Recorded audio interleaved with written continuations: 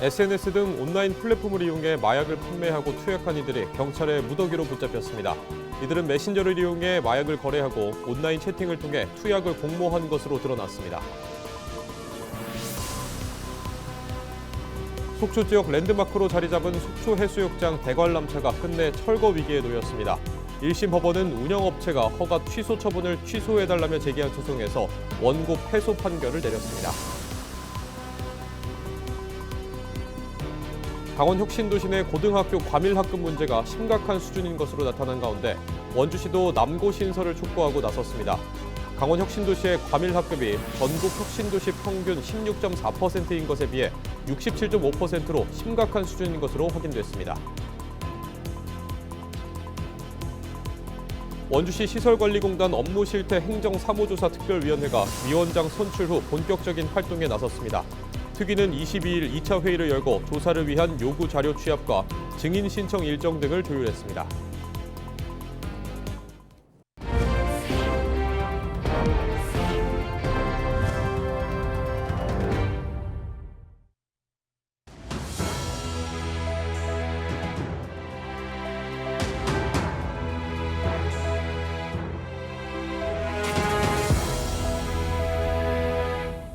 시청자 여러분 안녕하십니까?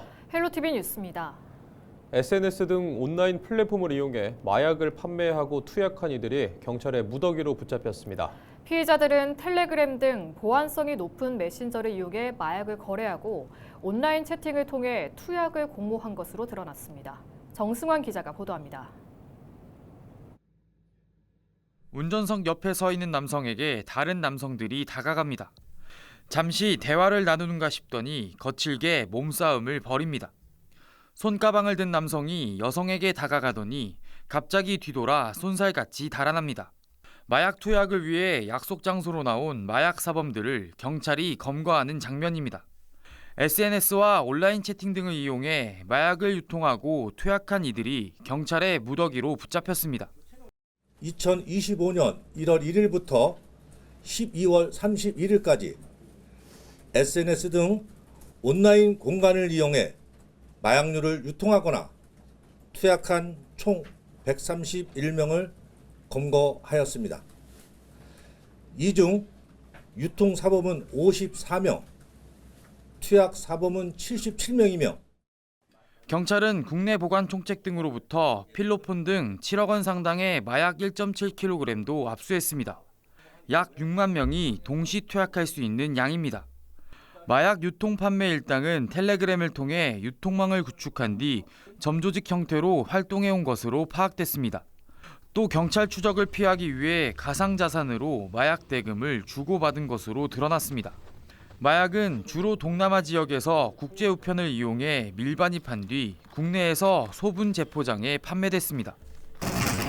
소분한 건가? 투약자 가운데는 온라인 채팅을 통해 함께 투약할 공모자를 찾은 이들도 있었습니다. 경찰은 해외에서 활동하고 있는 마약 유통 총책 검거를 위한 수사를 계속하는 한편 온라인 기반의 마약 범죄에 대한 단속을 강화해 나갈 계획입니다. 헬로티비 뉴스 정승환입니다. 속초 명물로 자리 잡은 속초 대관람차가 철거의 갈림길에 놓였습니다. 속초시의 허가 취소와 철거 명령이 적법하다는 1심 법원 판단이 내려진 건데요. 운영업체는 즉각 항소하겠다고 밝혀 공방은 상급심으로 이어지게 됐습니다. 최성식 기자가 보도합니다. 2022년 3월 운영을 시작한 속초 해수욕장 대관람차 속초아이.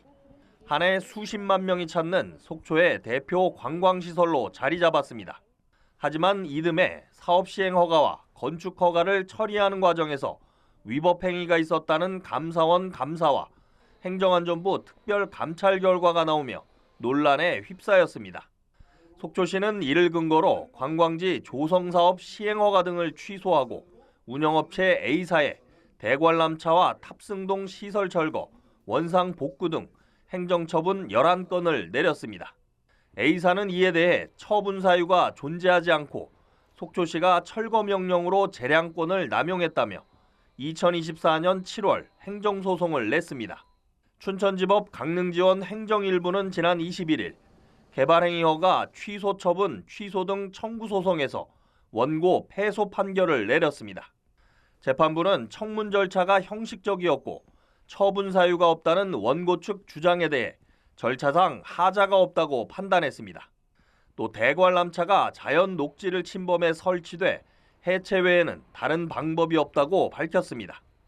속초시가 허가를 내준 뒤 사후 이를 취소한 것이 신뢰보호 원칙에 위배된다는 주장에 대해서도 원고의 불이익보다 공익이 더 크다고 결론 내렸습니다. 판결이 최종 확정될 경우 이곳 속초 대관람차와 탑승동 시설은 행정처분에 따라 철거 수순에 들어가게 됩니다. 운영업체 A사는 1심 판결이 사실관계를 무시했고 집행정지 인용 등 기존 결정과도 배치된다며 항소를 통해 바로잡겠다는 입장입니다. 또 회복할 수 없는 손해를 막기 위해 추가 집행정지를 신청해 최종 판결 전까지 대관람차 운영에 차질이 없도록 하겠다고 밝혔습니다. 속초시는 이번 판결에서 사업 인허가 과정에서 발생한 위법 사항을 바로잡기 위한 행정처분이 적법하다는 점을 법원이 인정한 것이라고 평가했습니다. 속초시는 이번 판결을 계기로 원상 회복 등 계획된 후속 행정 절차를 차질 없이 추진할 계획이며 관광시설 개발 과정에서 발생된 위법한 유사 사례가 재발되지 않도록 인허가 사전 검토 강화 등. 다만 속초시가 관광 테마시설 본관동 건물은 문화 및 집회시설을 전체 면적의 50%로 변경하라는 명령만 내려 철거 대상에서는 제외됐습니다. 이제 공방은 상급심으로 이어지며 속초 대관람차의 운명은 다시 한번 법원의 판단에 맡겨졌습니다. 헬로티비 뉴스 최성식입니다. 강원 혁신도시 고등학교의 과밀학급 문제가 심각한 수준인 것으로 확인됐습니다. 전국 혁신도시 과밀학급 비율이 16.4%인 반면 원주시 반곡동에 위치한 강원 혁신도시의 과밀학급 비율은 67.5%로 전국 혁신도시 중 가장 높은 비율을 보이고 있는데요. 강원 혁신도시 주민들은 연일 고등학교 신설을 요구하고 있지만 교육당국의 움직임은 더디기만 한 상황에서 원주시가 학교 신설에 힘을 싣고 나섰습니다. 박건상 기자의 보도입니다. 오랫동안 골머리를 앓아온 강원 혁신도시 학교 문제가 새로운 국면을 맞았습니다. 원주시가 최근 혁신도시 내 남자고등학교 신설을 공식적으로 요구하고 나섰기 때문입니다. 그동안 공공기관 직원들과 주민들이 주도적으로 남고 신설을 요구해왔지만 이제는 원주시가 시민들과 뜻을 함께하며 전면에 나선 상황입니다. 원주시는 지난해 강원연구원에 관련 연구를 의뢰했고 최근 혁신도시의 남고 신설이 타당하다는 결론을 전달받았습니다.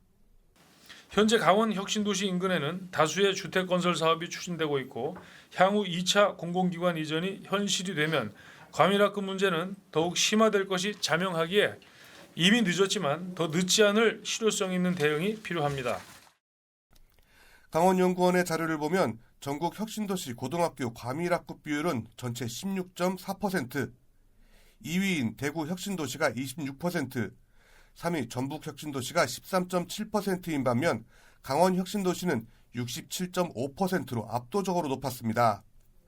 강원 지역 내에서도 원주의 과밀학급은 255학급에 달하면서 춘천의 55학급, 강릉의 12학급과 비교해도 큰 차이를 보이고 있습니다.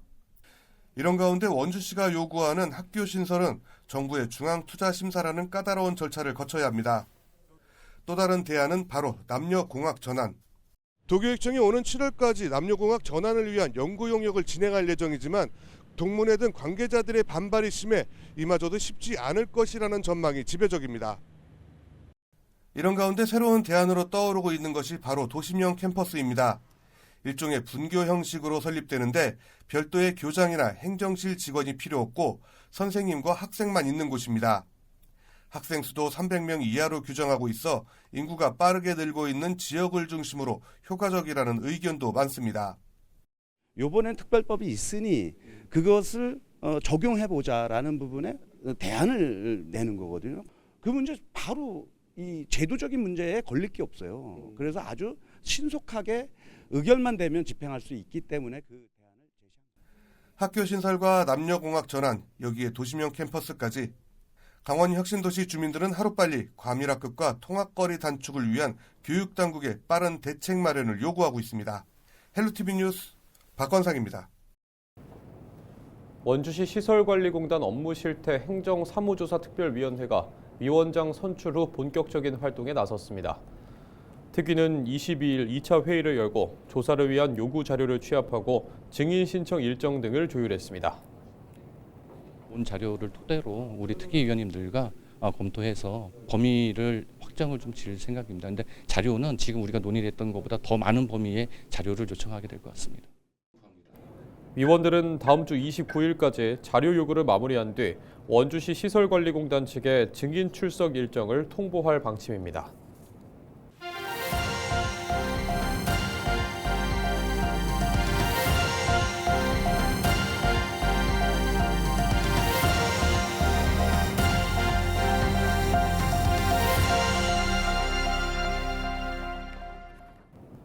(21일) 원주 반곡동 국과수 사거리에서 출퇴근 전세버스가 승용차와 충돌한 뒤 전신주를 들이받았습니다. 이 사고로 버스와 승용차 운전자, 승객 등 모두 16명이 부상을 입고 병원으로 옮겨졌습니다. 버스와의 충격으로 전신주와 전선이 파손되면서 반곡동을 비롯해 개운동, 행구동 등 일대 300여 세대 2시간가량 전기 공급이 끊겼다가 복구됐습니다. 경찰은 정확한 사고 경위를 조사 중입니다.